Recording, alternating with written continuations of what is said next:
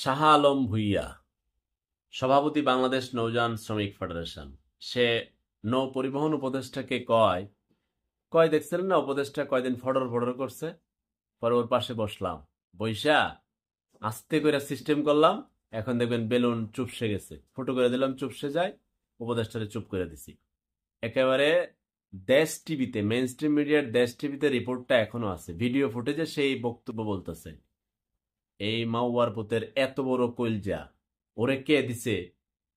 আমরা জানি রাজনৈতিক দলগুলো যখন থাকে শাসন ব্যবস্থায়, গণতন্ত্র আর সংবিধানের সবক দিয়া, এদের মধ্যে বড় বড় পুংডা, এইসব পুংডাদেরকে মাঠ পর্যায়ে রেখা কমিশন খায়। কিন্তু এখন রাজনৈতিক দল শাসন ব্যবস্থায় নাই, তাহলে ওর কলিজা ওকে কে শেল্টার দিচ্ছে? ও নৌ পরিবহন উপদেষ্টারে কয় এবং ভিডিওতে দেশ টিভিতে বলছে, এরপরে ও গ্রেফতার কেন হয় না? নৌ পরিবহন উপদেষ্টা ওই যে আপনার অনেকগুলো আপনার জাহাজ আটকে রাখছিল না, ওই যে আপনার তেল তেল সয়াবিন তেল নিয়ে, তখন কিন্তু উনি বলছিল যে এগুলো খালাস না করলে 3 গুণ জরিমানা দিতে হবে। ওই জাহাজগুলো কি ভেসেল না লাইট কি জানে বলে, এগুলো যদি না ছাড়ে তখন কিন্তু এখন এইগুলোও এর আন্ডারে। নৌযান কি, নৌযানের সভাপতি না, নৌযান শ্রমিক ফেডারেশন হলো জাহাজের যে সমিতি, এইটারও হ্যাঁ মেনটেন করে, সব কিছু থেকে কোটি কোটি টাকা কামাই করে। এখন দেশ টিভির পুরো রিপোর্টটা আমি 2বার দেখলাম।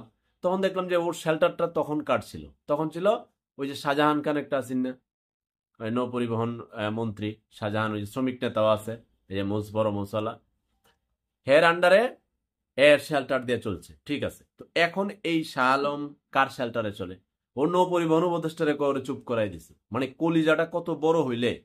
আমি এই জন্য বারবার ফখরুদ্দিয়া, ওই যে ফখরুদ্দির কথা মনে হয়, শাসন আমলটা একবারে সব সুর মোর ডাহাইত মায় দলমল নাই, সব বিদ্যা হান্দাই দিছে, মনে আছে আপনার? এই শাসন আমলটা এখনো চোখে ভাসে।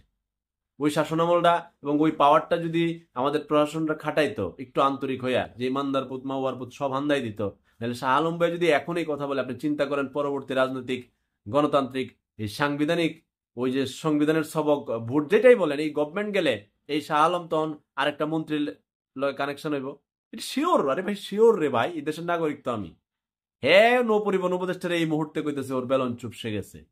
এই শাহ আলম বইয়ের কলজা কত বড়, এখনো অ্যারেস্ট হয় না। আমি চাইছিলাম না এই বক্তব্য নিয়ে আসতে, আমি চিন্তা করলাম কিরে হারামির বাচ্চা, এত বড় কলজা, এবং দেশ টিভিতে লাইভ বলতেছে ওর টাইম, ওগুলো কি করে গণে না? ও এই সব সিস্টেম করে আমি একটা অর্ডার দিলে এখন সব বন্ধ হয়ে যাবে, নৌযান জাহাজ মাছ সব বন্ধ হয়ে যাবে। দেশ টিভিতে সে ভিডিওতে বলতেছে সাংবাদিকরে, এবং সেখানে উপদেষ্টারে তুচ্ছ তাচ্ছিল্য করিয়া, ছোট করিয়া তার ক্ষমতার পাওয়ার দেখায় বলছে, তারপরেও সে বাইরে। তার মানে আগামী দিনে সে যখন আসবে ক্ষমতায়, তখন সে কি করবে?